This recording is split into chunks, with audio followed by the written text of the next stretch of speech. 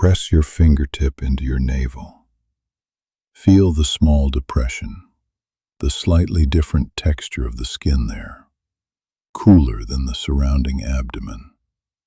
A permanent mark about the size of a dime that sits exactly at your center.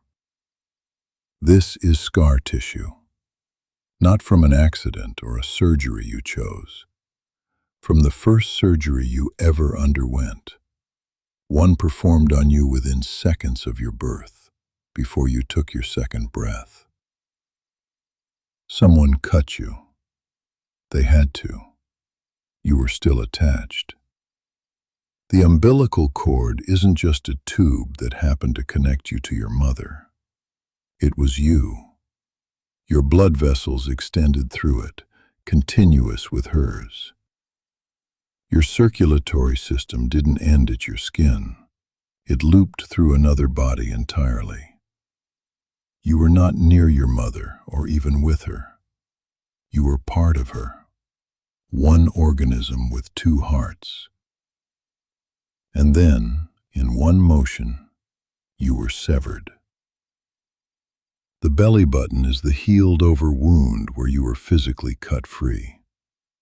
Every human being walks around with this same mark, the only scar that everyone has.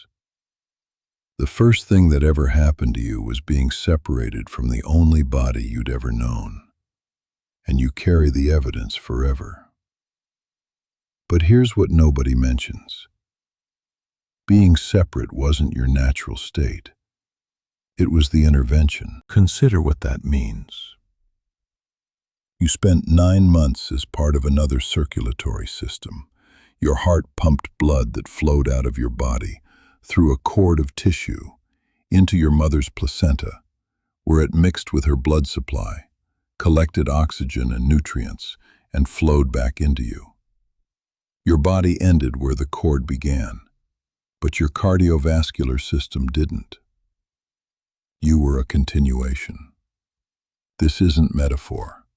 In anatomical terms, the umbilical cord contains 2 arteries and 1 vein. Your arteries, your vein, enclosed in a protective layer. These vessels branch directly from your internal iliac arteries and connect to the placental circulation. Blood leaving your body through these vessels was still your blood, still under pressure from your heartbeat, still part of the same closed loop. When doctors clamp and cut the cord, they're not detaching an external support system. They're amputating a functioning part of your anatomy.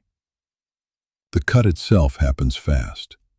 2 clamps, placed about an inch apart on the cord, 1 cut between them.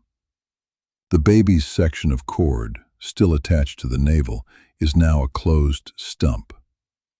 Over the next 7 to 10 days, it dries, blackens, and falls away. What's left is the healed opening where vessels once passed through the abdominal wall. Scar tissue fills in where living circulation used to flow. And just like that, 2 organisms where there was one. But look at the timing. The cord isn't cut before birth. That would be catastrophic, because the baby isn't breathing yet. It's not cut hours after birth.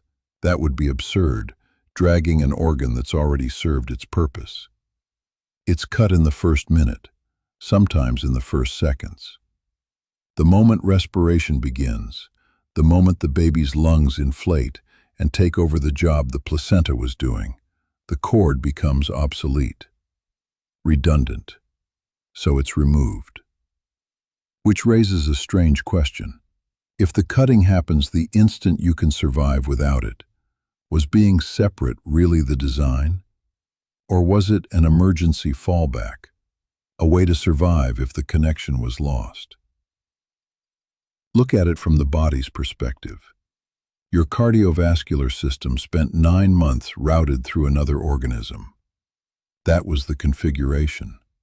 That was what your heart learned to pump against, what your blood pressure calibrated itself for.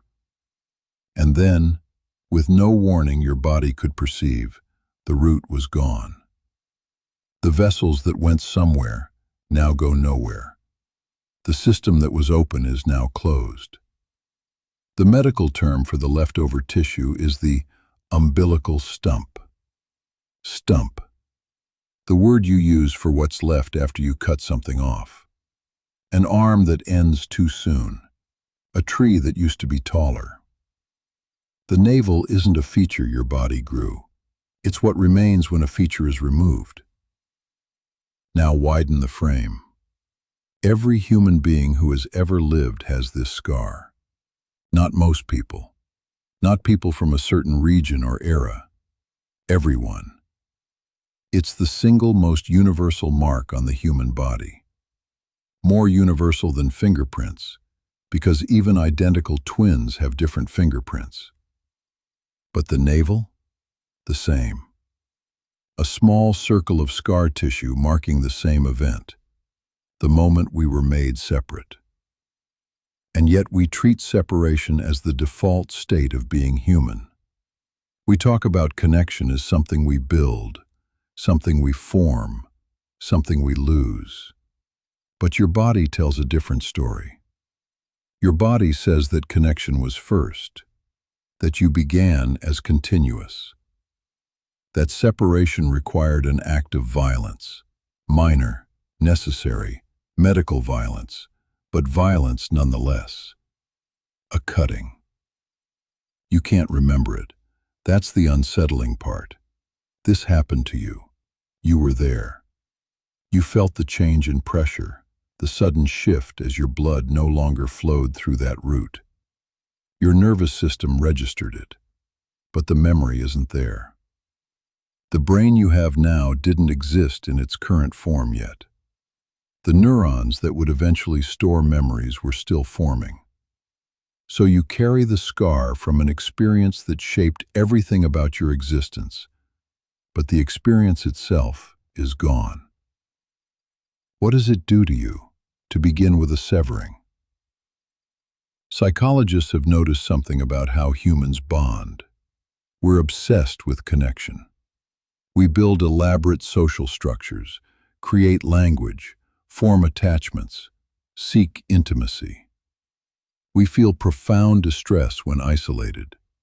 Infants deprived of physical contact fail to thrive, even when their nutritional needs are met. Adults in solitary confinement deteriorate mentally within days. Connection isn't just pleasant for us, it's structural. We're wired for it in a way that goes deeper than choice. Some researchers call this attachment theory. Others frame it as social cognition. But frame it another way. Maybe we're not wired for connection. Maybe we're still trying to get back to it. Maybe the drive to attach, to bond, to form relationships that feel like they complete us. Maybe that's not instinct. Maybe it's an attempt to return to the state we started in, the one we were cut away from. You were, for a brief period, literally not a separate organism. And then you were forced to become one. The navel sits at your center, not off to the side, not hidden away. Right in the middle of your abdomen, at the vertical midline, roughly halfway between the bottom of your sternum and your pubic bone. If you drew a map of your body, the navel would be the origin point, 0 on both axes. And it's a wound. Some cultures see this as sacred. The Omphalos stone in ancient Delphi marked the navel of the world, the center point, the place where everything began. Navels appear in creation myths. The gods mold the first humans, and even though these humans weren't born, the sculptors give them navels anyway. Because a body without one looks wrong, looks like it was never connected to anything. But here's what the myths miss. The navel doesn't mark where you began. It marks where you were separated. It's not the origin. It's the cut. Think about what you can't see. The cord that was clamped and removed didn't just disappear. Part of it is still inside you. The blood vessels that ran through the umbilical cord, your vessels, are still there, inside your abdominal wall. They closed off when the cord was cut, but they didn't vanish. They became ligaments, tough bands of tissue that serve no function now except to hold things in place. The median umbilical ligament, the medial umbilical ligaments, anatomical structures you carry around, permanent remnants of the connection that used to exist. You have vestigial anatomy from being attached to someone else, and you'll carry it until you die. The ligaments will be there when you're 80. The scar will still be visible. You can cover it, ignore it, forget it's there, but it won't change. It's the one mark on your body that doesn't fade. So what are you, really? An independent organism that was once connected, or a connected organism that was forced into independence? The answer changes how you see everything. If you're fundamentally separate, then connection is a luxury, something nice to have, but not structural. You can lose it and still be yourself. But if you're fundamentally continuous, if the separateness is the interruption, then every relationship you form, every attachment you build, every moment you feel like someone understands you isn't extra. It's restoration. It's trying to return to what you were. You began by being cut free. The scar proves it. And you've spent every day since trying to figure out whether that cut was a liberation or a loss. The wound healed, but the question never closes.